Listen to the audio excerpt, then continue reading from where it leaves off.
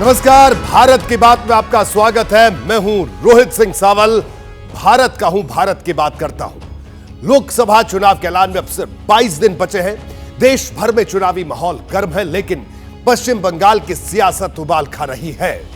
देखिए, इसकी वजह है नॉर्थ 24 परगना जिले के संदेश खाली का कथित डॉन शेख शाहजहां, जिस पर बलात्कार, जमीन कब्जाने समेत कई गंभीर आरोप हैं। वो फरार है और यह मामला बीजेपी और टीएमसी के बीच जंग की नई वजह बन गया है। बीजेपी आरोप लगा रही है कि शेख शाहजहां ममता बनर्जी का करीबी है, इसलिए उसे बचाने की कोशिश की जा रही है। संदेश खाली मुद्दे को महिलाओं के सम्मान से जोड़कर बीजेपी ममता बनर्जी पर हमलावर है। अब बीजेपी के संदेश खाली के पीड़ितों से मिलने, उनका दर्द जानने के लिए एक टीम रवाना की। केंद्रीय मंत्री अन्नपूर्णा देवी की अगुवाई वाली इस टीम में केंद्रीय मंत्री प्रतिमा भौमिक, सांसद सुनीता दुग्गल, कविता पाटीदार, संगीता यादव और ब्रिजलाल शामिल थे। ये सभी कोलकाता से संदेश खाली के लिए निकले, लेकिन रास्ते में रामपुर था, जहां पश्चिम बंगाल पुलिस ने इनका रास्ता रोक लिया। इसे लेकर बीजेपी नेताओं और पुलिस वालों में कहासुनी भी हो गई। बीजेपी के सांसदों ने क्या कहा, सबसे पहले मैं आपको वो दिखाता हूं। महिलाओं के साथ अगर वहाँ पर गलत हो रहा है तो हम सिर्फ फैक्ट्स जानने के लिए अगर जाना चाहते हैं तो आपको दिक्कत क्या उसमें है कि आप भी हमारे साथ ही चले, और आपको कहीं लगता है कि इस तरह का कुछ हो रहा है तो आप हमें वापस कर सकते हो, आप हमारे साथ ही चले। और हम लोग क्या वहाँ दंगा करने जा रहे हैं? 2 मिनिस्टर हैं और सब लेडीज एक्सेप्ट मी, और ऐसी हालात में आप रोक रही हैं। लेकिन पुलिस टस से मस नहीं हुई। बीजेपी नेताओं की हर दलील नाकाम रही। इसके बाद ये रामपुर में ही धरने पर बैठ गए और जुबानी जंग का दूसरा राउंड शुरू हो गया। बीजेपी के नेताओं ने कहा कि बंगाल की पुलिस टीएमसी के कार्यकर्ताओं की तरह बर्ताव कर रही है, तो टीएमसी ने भी जवाब दिया। हम आपको बीजेपी के सांसद ब्रिजलाल की बात पहले सुनवाते हैं।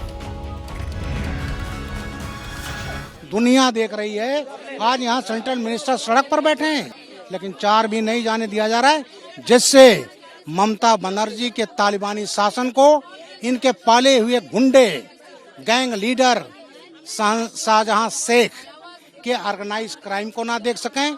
उन पीड़ित बेटियों से मैंने अभी व्हाट्सएप कॉल से बात किया, जहां उनके साथ ऑर्गेनाइज तरीके से रेप हो रहा था। देखिए, जवाब में टीएमसी ने इतिहास के पन्ने पलट दिए और बीजेपी को मणिपुर के मुद्दे पर घेरने की कोशिश भी करने लगी। टीएमसी के नेता कुणाल घोष ने क्या कहा, यह पहले आपको सुनवाते हैं। জেপি নাড্ডাকে প্রথম প্রশ্ন, যখন উন্নাও, হাতরাস, বিভিন্ন জায়গায় গন্ডগোল হয়েছিল, মণিপুর ইত্যাদি জায়গা, তখন বিরোধীদের বা বিশেষভাবে তৃণমূল কংগ্রেসের প্রতিনিধি দলকে ঢুকতে দিয়েছিলেন আপনারা? ঢুকতে তো দেননি। কোন কোন রাজ্যে তো এয়ারপোর্ট থেকে ফেরত পাঠিয়ে দেওয়া হয়েছিল। এখন কোন লজ্জা এখানে পাঠাচ্ছেন? একের পর এক নারী নির্যাতন, উত্তরপ্রদেশ, মধ্যপ্রদেশ, ত্রিপুরা, মণিপুর, জেপি নাড্ডা কটা টিম পাঠিয়েছেন? तो बिल्कुल हमने आपको बताया कि क्या कुछ सांसद महोदय ने कहा, लेकिन मामला यही शांत नहीं हुआ। ममता बनर्जी पर तमाम तरह के आरोप लगाने के बाद बीजेपी की टीम कोलकाता लौटी और राज्यपाल डॉक्टर सीवी आनंद बोस से मिलने चली गई। इसी के साथ यह बात क्लियर हो गई कि मामला अभी और गरमाने वाला है। देखिए, जिस वक्त बीजेपी की टीम लौटकर कोलकाता आ रही थी, करीब करीब उसी समय बंगाल कांग्रेस के अध्यक्ष अधीर रंजन चौधरी संदेश खाली पहुंचने की कोशिश कर रहे थे, लेकिन उन्हें भी रास्ते में रोक लिया गया। कांग्रेस कार्यकर्ताओं और पुलिस के बीच झड़प भी हुई, लेकिन अधीर रंजन चौधरी आगे नहीं बढ़ पाए। इसके बाद वो भी धरने पर बैठ गए। उन्होंने क्या कुछ कहा, यह भी आपको सुनवाते हैं। তাহলে সন্দেশকারী সে সমস্ত মা বোনেরা তারা মহিলা নয়, যাদেরকে রাতের অন্ধকারে ভয় দেখিয়ে, স্বামীকে পিটিয়ে, ছেলেকে মেরে, যাদেরকে রাত্রেবেলায় ভোগ করার জন্য নিয়ে আসা ওদের পার্টি অফিসে, তারা কি বাংলার মহিলা নয়? You are a Bengali queen of cruelty. देखिए, सवाल यह है कि संदेश खाली में ऐसा क्या है कि ममता बनर्जी वहां विरोधी दल के किसी नेता को पहुंचने नहीं दे रही, जैसा कि विपक्ष आरोप लगा रहा है। क्या वाकई मामला बनर्जी के बलात्कार के आरोपी शेख शाहजहां को बचाने की कोशिश कर रही है? अगर इसका जवाब हां है, तो वजह क्या है? इन तमाम सवालों के जवाब जानने के लिए ममता बनर्जी की टीएमसी से शेख शाहजहां का रिश्ता क्या है, यह भी समझना होगा। शेख शाहजहां ममता बनर्जी की पार्टी टीएमसी का नेता है।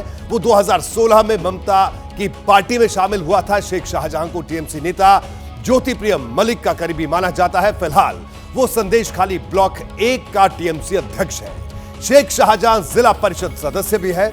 इस पर उसका चुनाव टीएमसी के टिकट पर हुआ था। शेख शाहजहां ने 2019 लोकसभा चुनाव में बशीरहाट सीट से नुसरत जहां को जिताने में बड़ी भूमिका भी निभाई थी। तो यह उसका सियासी कद है। बशीरहाट के मुस्लिम वोटर्स पर पकड़ रखने वाला शेख शाहजहां टीएमसी में शामिल होने से पहले लेफ्ट की राजनीति किया करता था। सीपीएम ने शेख शाहजहां को ईंट भट्टा यूनियन का नेता बनाया। इसके बाद उसका धंधा फैलता चला गया। उसने मछलियों के कारोबार से लेकर जमीन की दलाली तक का मोटा पैसा कमाया।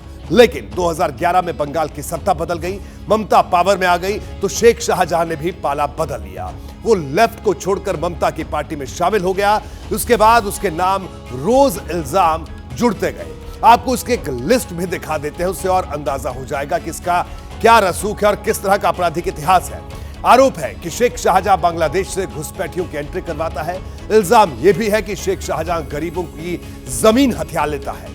शेख शाहजहां और उसके गुर्गों पर जबरन महिलाओं को उठाने का भी इल्जाम है। आरोप है कि वो और उसके गुर्गे किडनैप की गई महिलाओं का शोषण भी करते हैं। लेकिन फिलहाल शेख शाहजहां फरार है। इसके पीछे है प्रवर्तन निदेशालय यानी ईडी का एक्शन। देखिए, दरअसल 5 जनवरी को प्रवर्तन निदेशालय यानी ईडी की टीम चावल घोटाले के मामले में फंसे शेख शाहजहां के ठिकाने पर छापा मारने के लिए निकली थी। लेकिन रास्ते में ईडी के अफसरों और सुरक्षा बलों पर हमला हो गया, उनसे मारपीट की गई। इल्जाम है कि ईडी की टीम पर यह हमला शेख शाहजहां ने ही करवाया था। इसके बाद ईडी ने सख्ती दिखाई, उसके खिलाफ लुकआउट नोटिस जारी करवाया। तब से शेख शाहजहां फरार है और उसकी 27 महिलाएं सामने आ रही हैं। ऐसी एक महिला की बात आपको सुनवाते हैं। 3 साल हो गया, एक भी पैसा नहीं मिला किसानों को। जबरदस्ती काम कराता था लड़कों को। रात को 12 बजे लड़कों लड़की दोनों को ही गांव से उठा के ले जाता था और काम करा के कोई पैसा नहीं देते थे।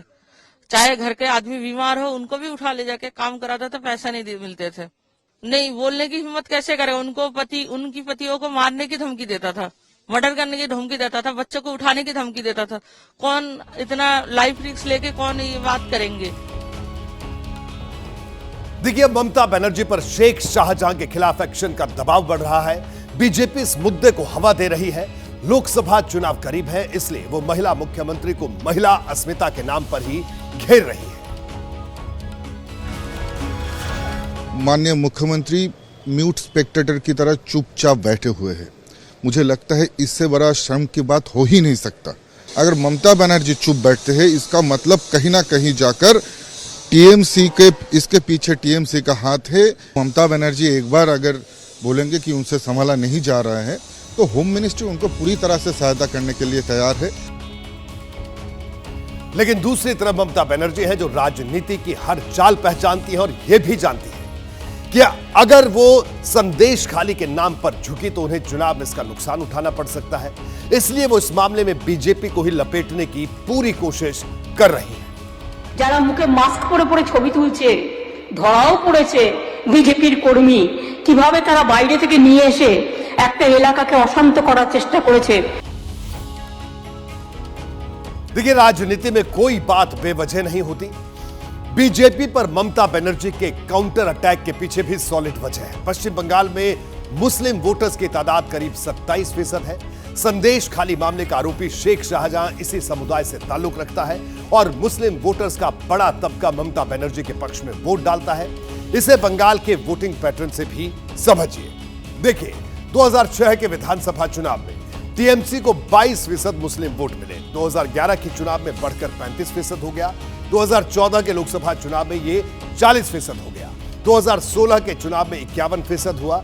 2019 के लोकसभा चुनाव में यह आंकड़ा 70% तक पहुंच गया और 2021 के विधानसभा चुनाव में इसने 79% का आंकड़ा छू लिया। पहले बंगाल के मुस्लिम वोटर्स आमतौर पर कांग्रेस का साथ देते थे, लेकिन ये आंकड़े बताते हैं कि मुस्लिम वोटर्स के बीच ममता बनर्जी का जनाधार लगातार बढ़ा। इसलिए वो ऐसा कोई कदम नहीं उठाना चाहती जिससे मुस्लिम वोटर्स के छिटकने का खतरा हो और संदेश खाली के जरिए बीजेपी उनकी इसी सियासत को टारगेट कर रही है। ये तो बात हुई पश्चिम बंगाल की। अब बढ़ते हैं आगे और अब बात करते हैं राहुल गांधी की, जिनकी भारत जोड़ो न्याय यात्रा उत्तर प्रदेश की सीमा में दाखिल हो चुकी है। लेकिन यूपी में आने से पहले राहुल गांधी ने अपनी यात्रा में एक बड़ा बदलाव किया। आज मैं आपको बताऊंगा कि इस यात्रा में कौन सा बड़ा बदलाव हुआ और इस बदलाव के जरिए कार्यकर्ताओं को कौन सा संदेश देने की कोशिश की जा रही है। दरअसल जब पहली बार यात्रा का रूट बना था तो इसमें उत्तर प्रदेश के 20 से ज्यादा जिले थे। पूर्वांचल से शुरू होकर यह यात्रा रायबरेली और अमेठी के रास्ते कानपुर लखनऊ जाने वाली थी और पश्चिमी यूपी के कई जिलों से होते हुए मध्य प्रदेश की तरफ निकल जाती। लेकिन जब पहली बार यात्रा का रूट बदला गया तो इसमें पश्चिमी यूपी का हिस्सा हटा दिया गया। यात्रा को कानपुर के बाद बुंदेलखंड की तरफ मोड़ने का पर मुहर लगा दी गई। लेकिन आज जैसे ही राहुल यूपी पहुंचे उससे पहले यात्रा का नया रूट जारी हुआ। अब यह यात्रा यूपी में 2 चरणों में गुजरेगी। पहला चरण चंदौली से कानपुर तक का होगा, जिसके बीच में अमेठी, रायबरेली और लखनऊ जैसे जिले होंगे, यानी पूर्वांचल से अवध तक।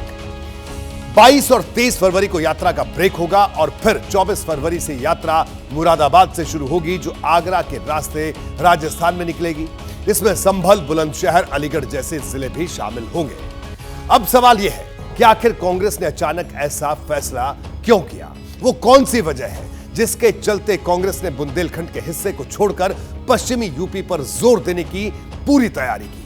कांग्रेस ने जब यूपी में यात्रा का रूट कम किया था तब इसके पीछे बोर्ड परीक्षाओं का हवाला दिया था। बोर्ड परीक्षा तो अपने समय पर होंगी, लेकिन कांग्रेस अब बोर्ड परीक्षा को क्यों भूल गई है? अब मैं आपको इसके पीछे की वजह भी बताता हूं। देखिए, इसके पीछे सबसे बड़ी वजह है किसान आंदोलन। कांग्रेस की कोशिश है कि इस यात्रा के जरिए वो पश्चिमी यूपी के किसानों तक अपनी बात पहुंचाए, चुनाव से पहले माहौल बनाए। और वैसे भी जयंत चौधरी अब एनडीए की तरफ चले गए हैं तो पश्चिमी यूपी में कांग्रेस को ज्यादा सीट मिलने की संभावना बढ़ गई है। हालांकि एक सच यह भी है कि पश्चिमी यूपी में राहुल की यात्रा उन जगहों से गुजरेगी जहां ज्यादातर मुस्लिम और दलित वोटरों की संख्या है। राहुल जैसे ही उत्तर प्रदेश की सीमा में दाखिल हुए, केंद्र सरकार पर हमलों की भी उन्होंने झड़ी लगा दी। नफरत के बाजार में मोहब्बत की दुकान खोलनी है। लक्ष्य है कि जो अन्याय हो रहा है उसके खिलाफ कांग्रेस पार्टी, इंडिया गठबंधन और देश की जनता एक साथ खड़ी हो जाए। देखिए, पिछले कई दशकों से उत्तर प्रदेश की सियासी जमीन कांग्रेस के लिए बंजर है। विधानसभा चुनाव में प्रियंका गांधी ने कांग्रेस कार्यकर्ताओं में उम्मीद तो जिंदा की, लेकिन नतीजा कोई खास नहीं रहा। अब जब राहुल की यात्रा यूपी में एंट्री कर चुकी है तो एक बार फिर प्रियंका गांधी को लेकर चर्चा तेज है। आज चंदौली में प्रियंका गांधी की यात्रा का स्वागत करना था, लेकिन तबीयत खराब होने के चलते वो शामिल नहीं हुई। प्रियंका ने खुद ट्वीट करके बताया कि वो अस्पताल में भर्ती हैं, इसलिए स्वास्थ्य ठीक होने के बाद यात्रा से जुड़ेंगी। माना जा रहा है कि जब ये यात्रा वाराणसी पहुंचेगी तो प्रियंका गांधी भी शामिल हो सकती हैं। वाराणसी में ही अपना दल कबीराबादी की नेता और सिराथू से विधायक पल्लवी पटेल भी शामिल होंगी, जिन्होंने डिप्टी सीएम केशव प्रसाद मौर्य को विधानसभा चुनाव हराया था। चर्चा है कि पल्लवी पटेल को वाराणसी से लोकसभा चुनाव भी लड़वाया जा सकता है। इसके बाद जब यात्रा अमेठी और रायबरेली पहुंचेगी तो सपा अध्यक्ष अखिलेश यादव भी इसमें शामिल होंगे। अखिलेश यादव ने फैसला लिया है कि रायबरेली और अमेठी में साथ रहेंगे। तो जैसे ही रायबरेली अमेठी में साथ रहना है तो इंडिया गठबंधन जो है तो रहेगा। देखिए, रायबरेली और अमेठी पहुंचने से पहले वाराणसी इस यात्रा का बड़ा पड़ाव है। पीएम मोदी का संसदीय क्षेत्र होने के नाते इसका सियासी महत्व भी बढ़ जाता है। मुझे पता चला है कि राहुल गांधी काशी में 8 घंटे तक रुकेंगे, बाबा विश्वनाथ की पूजा अर्चना करेंगे और गदौलिया चौराहे पर जनसभा को भी संबोधित करेंगे। बाबा विश्वनाथ के दरबार में मत्था टेकेंगे राहुल जी, वहां से फिर हर हर महादेव होगा और वहां से फिर यात्रा प्रारंभ होते हुए गदौलिया चौराहे पर वहां सभा को संबोधित करेंगे। लेकिन इसके बाद जब ये यात्रा अमेठी और रायबरेली पहुंचेगी तो राहुल गांधी के सामने बहुत बड़ा सवाल होगा। पूरे उत्तर प्रदेश के कांग्रेसी कार्यकर्ता बेसब्री से सवाल का जवाब जानना चाहते हैं कि रायबरेली और अमेठी लोकसभा सीट से कांग्रेस का प्रत्याशी कौन होगा, क्योंकि सोनिया गांधी राज्यसभा के लिए नामांकन कर चुकी हैं और राहुल गांधी को लेकर पार्टी ने अभी तक स्थिति साफ नहीं की है। यूपी कांग्रेस की तरफ से बार बार यह अपील की जा रही है कि प्रियंका गांधी और राहुल गांधी दोनों ही इसी राज्य से चुनाव लड़ें। माननीय प्रियंका जी के लिए या माननीय राहुल जी के लिए सिर्फ रायबरेली और अमेठी नहीं, लेकिन पूरे उत्तर प्रदेश का कांग्रेस जन और जन सामान्य बहुत ही आशा और उम्मीद और जिद पे है कि उनको यहाँ से लड़ना चाहिए। लेकिन इस पर जैसा आप समझते हैं कि इस पे स्वयं निर्णय जो है ये व्यक्तिगत रूप से माननीय राहुल जी का और प्रियंका जी का स्वयं का होगा कि उन्हें निर्णय लेना है कि इस चुनाव में उनको क्या भूमिका निभाना है। देखिए, पिछले 2 लोकसभा चुनाव को देखें तो रायबरेली और अमेठी को छोड़कर यूपी में कांग्रेस के पास कुछ ज्यादा नहीं बचा है। 2019 में तो अमेठी भी हाथ से निकल गया था। अब सोनिया गांधी के रायबरेली छोड़ने के बाद इकलौती बची हुई सीट पर भी खतरे के बादल है। उधर बीजेपी का दावा है कि इस बार यूपी की 80 में से 80 सीटों पर कमल खिलेगा। देखिए, जिस जिस राज्य में श्री राहुल गांधी जी के कदम पड़े उस राज्य में कांग्रेस वैसे भी डूबता हुआ सूरज है, लेकिन वैसे वैसे कांग्रेस का अंत दिखाई दे रहा है। इस बार उत्तर प्रदेश में तो हम 80 की 80 सीटें जीतने जा रहे हैं। देखिए, उत्तर प्रदेश में दाखिल होने से पहले राहुल गांधी बिहार में थे। यहां पहली बार ऐसा हुआ कि कांग्रेस को किसी सहयोगी पार्टी का मजबूती से साथ मिला। तेजस्वी यादव न सिर्फ राहुल की यात्रा में शामिल हुए बल्कि उनके सारथी भी बने। जिस जीप में खड़े होकर राहुल गांधी प्रचार कर रहे थे, तेजस्वी यादव उसे ड्राइव कर रहे थे। कैमूर में दोनों नेताओं ने मंच भी साझा किया। एक सुर में मोदी सरकार पर हमला भी बोला। रेलवे में अगर बिहार का युवा रोजगार चाहता है, आज उसको मिल सकता है। करना जितने एग्जाम करने, आपको ना सेना में भर्ती मिलेगी, ना रेलवे में मिलेगी, ना किसी पब्लिक सेक्टर यूनिट में मिलेगी। क्यों? क्योंकि दिल्ली की सरकार चाहती है कि आप सब लोग कॉन्ट्रैक्ट के मजदूर बनो। तो मोदी जी अपने सीबीआई, ईडी, इनकम टैक्स जो एनडी के पार्टी के प्रकोष्ठ के रूप में काम कर रहे, एक सेल के रूप में काम कर रहे, वो हम लोगों के पीछे लगा दिया जाता है। देखिए, इस बात में कोई दो राय नहीं कि नीतीश कुमार के एनडीए में जाने के बाद राहुल और तेजस्वी की जोड़ी सियासी तौर पर कमजोर हो चुकी है। 2019 में देखा गया था कि नीतीश अगर एनडीए के साथ मिलकर लोकसभा चुनाव लड़ते हैं तो कांग्रेस और आरजेडी बुरी तरह हारती है। इतिहास तेजस्वी यादव को भी पता है, इसलिए माथे पर चिंता भी दिखाई दे रही है। इससे पहले गुरुवार को ही पटना से एक दिलचस्प तस्वीर सामने आई थी। लालू यादव और तेजस्वी यादव जब बिहार विधानसभा पहुंचे थे तो दरवाजे पर ही नीतीश कुमार से उनका आमना सामना हो गया। नीतीश ने मुस्कुराते हुए लालू से हाथ मिलाया, तेजस्वी से उनका हाल चाल पूछा और चले गए। इस मुलाकात के कुछ ही घंटे बाद लालू यादव ने कहा, नीतीश कुमार के लिए दरवाजे हमेशा खुले रहते हैं। बड़ा नीतीश से प्रेम से मिले आप? हाँ सर, कल मुलाकात। अब वो उतर रहे थे, हम चढ़ रहे थे। कुछ बात भी उनको नहीं, हम शुभकामना उनको भी दे दिए, बधाई। फिर मौका देंगे, आएंगे तो? अब आएंगे तो देखेंगे, मौका दे सकते। दरवाजा खुला हुआ है नीतीश जी के लिए, क्या खुला ही रहता है दरवाजा में, क्या। यानी अभी 1 महीना भी नहीं बीता और नीतीश कुमार को लेकर आरजेडी ने फिर से हलचल बढ़ाना शुरू कर दी है। यह बात सच है कि नीतीश कुमार पाला बदलने के लिए मशहूर हैं, लेकिन 1 महीने में ही पलट जाएंगे ऐसा मुश्किल दिख रहा है। इस वक्त एक बड़ी खबर आ रही है बिहार से। बता दें आपको इस वक्त की बड़ी खबर, बिहार की एनडीए सरकार का बड़ा फैसला है। आरजेडी के विभागों के कामकाज की समीक्षा होगी। यानी सरकार में आरजेडी के 5 जो विभाग थे, जब तेजस्वी और नीतीश की सरकार थी, गठबंधन सरकार थी, उस वक्त के जो विभाग तेजस्वी के पास थे उनकी जांच होगी। तेजस्वी के डिप्टी सीएम रहते किए गए कामों की भी समीक्षा की जाएगी। नीतीश सरकार आरजेडी कोटे के विभागों के कामकाज की जांच करवाएगी। देखिए, विजय सिन्हा ने करप्शन का आरोप लगाया था कि तेजस्वी यादव के पास जो विभाग थे उनमें धांधली हुई है, इस तरह के आरोप लगाए गए थे। हमारे साथ हमारे वरिष्ठ सहयोगी प्रकाश कुमार जुड़ गए पटना से। प्रकाश, इस वक्त की बड़ी खबर, यानी तेजस्वी यादव के पास जो भी विभाग थे अब उनकी जांच होगी। क्या कुछ हो रहा है ये बिहार की राजनीति में एक नया पन्ना? देखिए रोहित, बिहार विधानसभा में मुख्यमंत्री नीतीश कुमार ने कहा था कि हम आपको इज्जत दे रहे थे और आप कमाई कर रहे थे। तो ये जो कमाई शब्द था, इसकी जांच होने की बात उन्होंने सबसे पहले विधानसभा में कही थी। और आज मंत्रिमंडल विभाग ने इस बात बाबत एक चिट्ठी जारी कर दी है। और खास बात यह है कि इस चिट्ठी में स्वास्थ्य विभाग, पथ निर्माण विभाग, नगर विकास एवं आवास विभाग और ग्रामीण कार्य विभाग, ये चारों विभाग जो थे वो तेजस्वी के पास थे, जो बतौर डिप्टी सीएम उनके पास ये विभाग रहा है।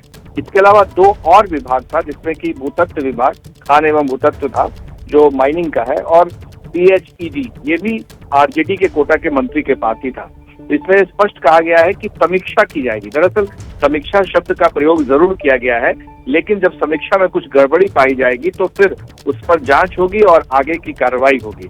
तो एक तरह से डिप्टी सीएम समेत आरजेडी कोटा के जितने भी मंत्री यहाँ पर विभाग में थे, अब उनके कामों की न सिर्फ समीक्षा होगी बल्कि उनके खिलाफ में कार्रवाई की भी बात कही जा रही है जो गड़बड़ी पाई गई है। तो ये विधानसभा के बजट सत्र के दौरान, भाषण के दौरान नीतीश कुमार ने कहा, और अब जांच के भी आदेश हो गए। तो आगे जो भी सत्र हंगामेदार होंगे, और जाहिर है कि ये आरोप विधानसभा से उठता हुआ लोकसभा चुनाव तक जाएगा और इसे देखना होगा कि इसकी परिणति, यानी इस पर क्या आगे कार्रवाई होती है, क्योंकि कदम दर कदम ये आगे बात बढ़ती ही जाएगी। जी बिल्कुल, यानी प्रकाश, यानी एक बार फिर से तेजस्वी यादव और आरजेडी के कोटे से जो मंत्री थे उनकी मुश्किलें और ज्यादा बढ़ गई। आपका बहुत बहुत शुक्रिया। बढ़ते आगे और अब बात करते हैं किसान आंदोलन की। आज किसानों ने ग्रामीण भारत बंद का ऐलान किया था, जिसका सबसे ज्यादा असर पंजाब के जिलों में दिखाई दिया। पंजाब के अलावा हरियाणा में भी आंदोलन अब रफ्तार पकड़ रहा है। कल हरियाणा में भी 3 घंटे तक टोल नाके फ्री करवाए गए और आगे की रणनीति तैयार की जा रही है। एक तरफ से देखा जाए तो ये दोनों राज्य आंदोलन को लेकर पूरी तरह से सक्रिय हो गए हैं। अब अगला सवाल पश्चिमी यूपी के किसानों को लेकर है। क्या पश्चिमी यूपी के किसान भी आंदोलन में शामिल होने वाले हैं? क्या 3 साल पहले की तरह फिर एक बार गाजीपुर बॉर्डर पर किसानों की भीड़ जुटने वाली है? ये इस वक्त एक बड़ा सवाल उठ रहा है। दरअसल कल मुजफ्फरनगर की सिसौली में भारतीय किसान यूनियन की महापंचायत है। आंदोलन से जुड़े सभी फैसले इसी तरह की पंचायत में लिए जाते हैं। अब तक राकेश टिकैत हरियाणा और पंजाब के किसानों के साथ खड़े नजर आए हैं। आज के ग्रामीण भारत बंद को भी भारतीय किसान यूनियन ने समर्थन दिया था। अब सवाल यह है कि कल की महापंचायत में क्या फैसला होगा, क्योंकि जैसे जैसे आंदोलन बढ़ रहा है पश्चिमी यूपी में भी तपिश तेजी होती दिखाई दे रही है। आज मुजफ्फरनगर में कई जगहों पर किसानों ने धरना प्रदर्शन किया। हाईवे और सड़क पर किसान बैठे हुए दिखाई दिए। खुद राकेश टिकैत भी इस प्रदर्शन में शामिल हुए और मैसेज यही गया कि बहुत जल्द पश्चिमी यूपी के किसान भी इस आंदोलन में सक्रिय होने वाले हैं। जैसे सबकी नजरें पश्चिम उत्तर प्रदेश पे रहती है और खासतौर से मुजफ्फरनगर पर, वे राकेश टिकैत है, बड़ी अगुवाई करेंगे और क्या कहते हैं कि सीधा एक संदेश बड़ा इनकी तरफ से दे दिया जाए। दे देंगे, संदेश देंगे, इंतजार करो, संदेश बड़ा ही देंगे। अच्छा, क्या बड़ा संदेश होगा? अभी से ही थोड़ा बताना चाहिए, बता देंगे। अच्छा, लेकिन बड़ा होगा संदेश? बड़ा होगा संदेश। देखिए, कल चंडीगढ़ में किसान संगठन और सरकार के बीच जो बैठक हुई थी वो बेनतीजा रही। अब रविवार को दोनों पक्षों के बीच चौथे दौर की बात होगी, लेकिन उससे पहले कल की तारीख भी अहम है और पश्चिमी यूपी के किसान क्या करने वाले हैं इसका फैसला कल मुजफ्फरनगर के सिसौली में होने वाला है। महापंचायत में ही यह फैसला होगा।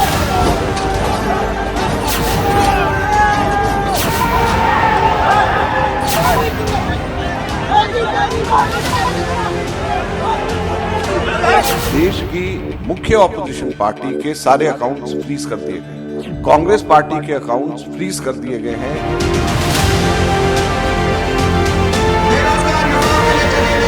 ये तानाशाही सरकार किस लेवल पे कांग्रेस पार्टी को, अपोजिशन को कमजोर करने के लिए कोई कसर नहीं छोड़ रहा है।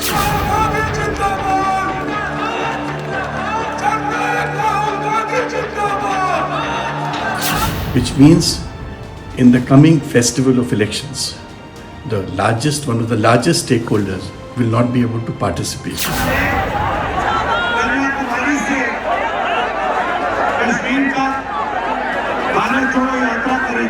भारतीय जनता पार्टी की केंद्र सरकार शासित इनकम टैक्स डिपार्टमेंट हमारे अकाउंटों के पीछे तो पड़ा ही हुआ था। अब ये कांग्रेस के अकाउंट सील करना चाहते हैं। सीधा मामला है इनकम टैक्स की प्रक्रियाओं का, इसका भाजपा से कोई संबंध नहीं है।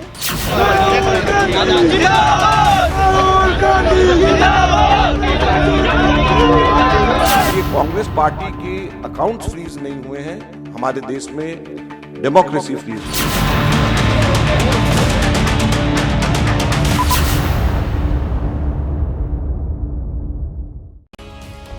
वैसे तो विपक्ष पहले से ही बीजेपी सरकार पर तानाशाही के आरोप लगा रहा है, लेकिन अब आर पार की स्थिति बनती दिख रही है।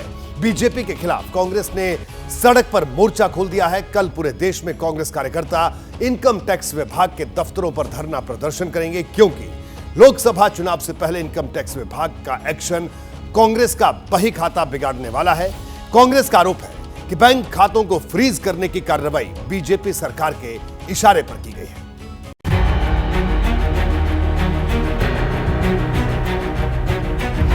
क्या राहुल गांधी की यात्रा बीच में ही रुक जाएगी?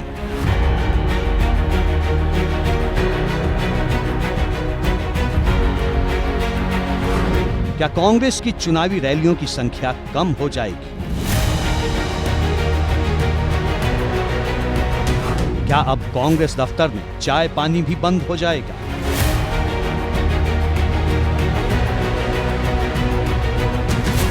कई नेताओं के पार्टी छोड़ने के बाद क्या अब पार्टी दफ्तर के स्टाफ भी चले जाएंगे? क्या चुनावी महासमर से पहले ही कांग्रेस के साथ खेल हो गया? ऐसे कितने ही सवाल हैं और इन सवालों से उपजी संभावनाओं पर बवाल ही बवाल है।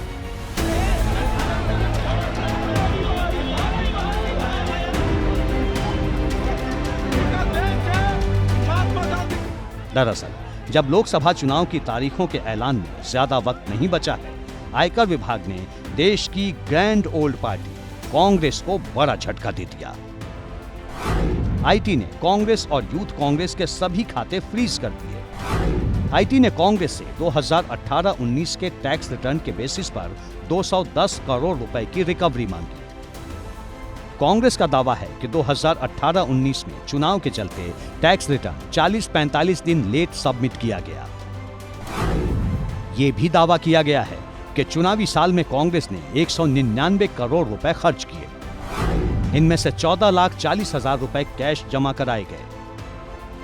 कहा जा रहा है कि कांग्रेस की ओर से कैश में जमा किए गए 14,40,000 रुपए को लेकर ही अब इनकम टैक्स विभाग ने एक्शन लिया है।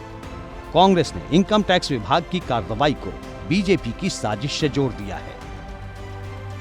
सिर्फ 14,40,000 रुपया कैश में जमा कराया, इसकी वजह से 210 करोड़ का रिकवरी का पेनल्टी कांग्रेस के ऊपर लगा दी गई है। और 2018-19 का किया हुआ आज जाकर के 5 साल के बाद में चुनाव की घोषणा से 2 हफ्ते पहले हमारे अकाउंट्स इसको लेकर के फ्रीज कर दिए जाते हैं। साफ है कि यह पूरा मामला पिछले लोकसभा चुनाव के वक्त का है और अब कांग्रेस के लिए मुश्किल का सबब बनता नजर आ रहा है।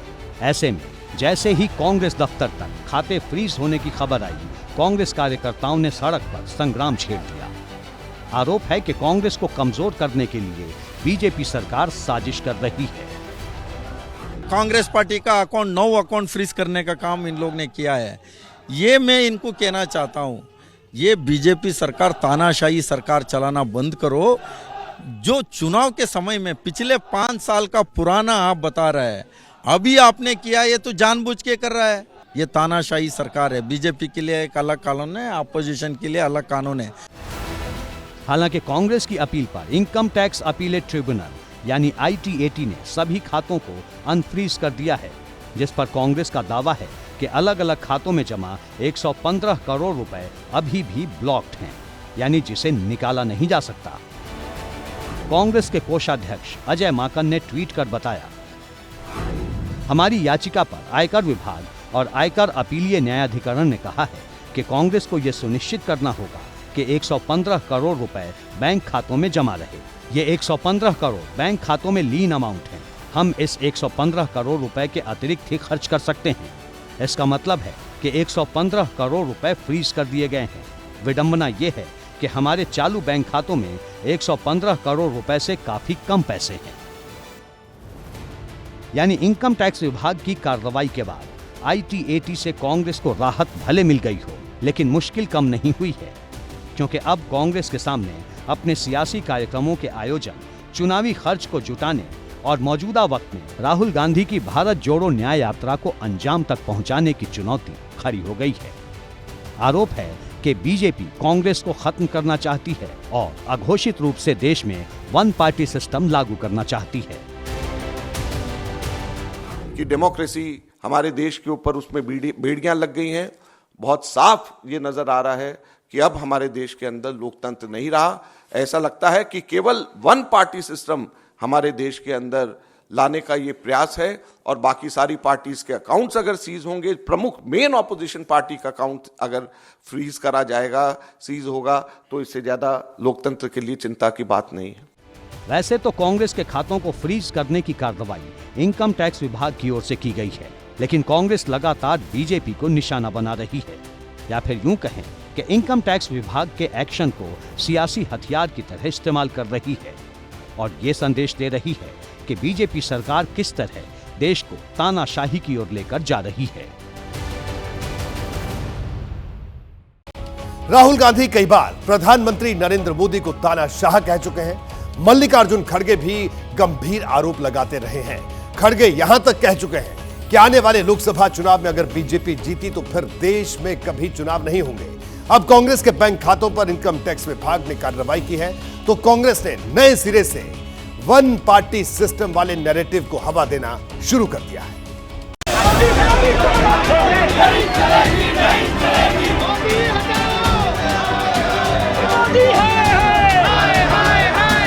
हमारे देश के अंदर लोकतंत्र खत्म हो गया, लोकतंत्र पे बेड़ियां लग गई हैं। एक्शन इनकम टैक्स विभाग ने किया तो इससे देश का लोकतंत्र कैसे खत्म हो गया? आखिर क्यों कांग्रेस इनकम टैक्स की कार्रवाई को बीजेपी बनाम कांग्रेस की लड़ाई बना रही है? क्या इनकम टैक्स विभाग के एक्शन से कांग्रेस की बैलेंस शीट बिगड़ गई है और इसीलिए कार्रवाई को कांग्रेस लोकतंत्र के खात्मे से जोड़ रही है? दरअसल अपने बुरे दौर से गुजर रही कांग्रेस की मुश्किल ये है कि अब उसके पास चुनाव के लिए उतना पैसा नहीं होगा जिसकी जरूरत आमतौर पर चुनावी कार्यक्रमों, मसलन गली नुक्कड़ पर होने वाली छोटी सभाओं से लेकर पार्टी के वरिष्ठ नेताओं के लिए आयोजित होने वाली जनसभाओं के लिए पड़ती है। कांग्रेस की मुश्किल ये है कि सियासी कार्यक्रमों के लिए संसाधन जुटाने और नेताओं की बैठक के दौरान चाय पानी पर जो खर्च आएगा उसकी भरपाई कहां से होगी, क्योंकि IT-AT में अपील के बाद भले ही खाते अनफ्रीज हो गए हों, लेकिन पार्टी के खातों में जमा 100 करोड़ से ज्यादा की धनराशि अब भी कांग्रेस खर्च नहीं कर सकती। कांग्रेस पार्टी के अकाउंट्स पर तालाबंदी हो गई है। कांग्रेस पार्टी के अकाउंट्स फ्रीज कर दिए गए हैं। हमारे देश में लोकतंत्र पर तालाबंदी हो गई है और ये कांग्रेस पार्टी के अकाउंट्स फ्रीज नहीं हुए हैं, हमारे देश में डेमोक्रेसी फ्रीज हुई। आपके लिए लागू किया। अब देखिए कि कांग्रेस के पास कुल कितनी संपत्ति है और अगर IT-AT बैंक खातों में 115 करोड़ रुपए जमा रखने की शर्त नहीं हटाता तो कांग्रेस के सामने क्या मुश्किल खड़ी हो सकती है। वित्तीय साल 2022-2023 में कांग्रेस की कुल संपत्ति 824 करोड़ रुपए थी। इनमें से 282 करोड़ 70 लाख रुपए FD के रूप में बैंक में जमा बताए गए, जबकि बैंक खातों में कुल 94 करोड़ 70 लाख रुपए हैं। इसके अलावा 10 करोड़ 60 लाख हाथ में होने की बात सार्वजनिक की गई है। जाहिर है अगर अभी भी कांग्रेस की यही स्थिति है तो फिर कांग्रेस का वो दावा बिल्कुल सही है कि उसके खातों में IT-AT की 115 करोड़ रुपए की जमा रखने की शर्त पूरी करने के लिए पैसे नहीं है। पैसा किसका है? ये कोई धनाढ्य पूंजीपतियों का पैसा, कॉर्पोरेट टैक्स का पैसा नहीं, कॉर्पोरेट बॉन्ड्स का पैसा नहीं है। ये पैसा जो कांग्रेस पार्टी के अकाउंट्स में है वो ऑनलाइन जो हम लोगों ने क्राउड फंडिंग जो करा है उसका पैसा पड़ा हुआ है। यूथ कांग्रेस का जो पैसा है यूथ कांग्रेस की मेंबरशिप ड्राइव का पैसा है, और वो पैसा इनकम टैक्स ने, भारत सरकार ने फ्रीज कर दिया है। हैरानी और दुख की बात है। अब सवाल है, क्या ITAT की 115 करोड़ रुपए बैंक खातों में जमा रखने वाली सीमा के बाहर कांग्रेस के पास पैसे हैं? माना जा रहा है अगर ऐसा नहीं है तो फिर इनकम टैक्स विभाग के एक्शन का असर कांग्रेस की भावी चुनावी मुहिम पर भी पड़ेगा। केवल चुनावी अभियान पे असर नहीं होगा, कांग्रेस ऑफिस के या उन खातों से जिन जिन खर्चों का निर्वहन होता था वो सारे के सारे ही रुक जाएंगे। अगर पार्टी कोई सर्विसेज लेती है, चाहे बस हायर करना हो, जेट हायर करना हो, या राहुल गांधी की यात्रा के लिए बस हायर करना हो, हर एक एक्टिविटी पे छोटे से लेके बड़े तक प्रचार करना हो, प्रचार तंत्र का प्रयोग करना हो, कहीं आना जाना हो, सारी एक्टिविटी रुक जाएगी। एक तरीके से देखा जाए तो जंजीरों में जकड़ करके एक पार्टी और उसके कार्यकर्ताओं को रख दिया गया। शायद यही वजह है कि जैसे ही पार्टी के खाते फ्रीज होने की खबर आई, सोशल मीडिया प्लेटफॉर्म एक्स पर #डेमोक्रेसी अंडर अटैक ट्रेंड होने लगा है। कांग्रेस पार्टी के ऑफिशियल सोशल मीडिया हैंडल से एक के बाद एक कई ट्वीट कर बीजेपी सरकार को निशाना बनाया गया। राहुल गांधी ने भी ट्वीट कर सीधे सीधे प्रधानमंत्री नरेंद्र मोदी पर निशाना साधा। यानी इनकम टैक्स विभाग की कार्रवाई के बहाने कांग्रेस ने बीजेपी सरकार के खिलाफ मोर्चा खोल दिया है। इस मुद्दे पर कांग्रेस को आम आदमी पार्टी का भी समर्थन मिला। आम आदमी पार्टी तो ये पहले से ही भुगत रही है। कई वर्षों से भारतीय जनता पार्टी की केंद्र सरकार शासित इनकम टैक्स डिपार्टमेंट हमारे अकाउंटों के पीछे तो पड़ा ही हुआ था।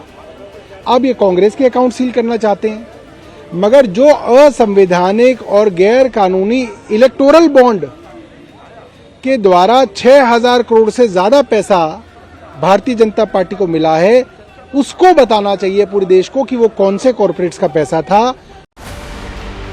साफ है कि IT के एक्शन से विपक्ष को बीजेपी सरकार को घेरने का नया मुद्दा मिल गया है, जबकि बीजेपी का तर्क है कि कांग्रेस खुद गलती करती है और फिर इल्जाम बीजेपी पर लगाती है। रूटीन इनकम टैक्स प्रोसीडिंग थी, उनसे टैक्स डिमांड 105 करोड़ का क्रिएट किया गया।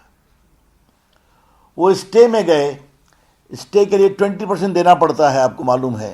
टैक्स का जो असेसमेंट होगा उसमें अपील में जाएंगे तो अपील की प्रक्रियाओं का पालन नहीं करेंगे। अब सवाल है, इनकम टैक्स की कार्रवाई किसी साजिश का हिस्सा है या फिर कांग्रेस की गलती का नतीजा है?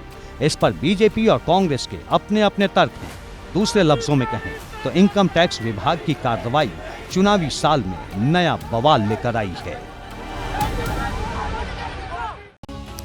तो इनकम टैक्स के एक्शन पर कांग्रेस और बीजेपी आमने सामने है। माना जा रहा है कि शनिवार को कांग्रेस के धरना प्रदर्शन के बाद यह मामला और ज्यादा तूल पकड़ सकता है।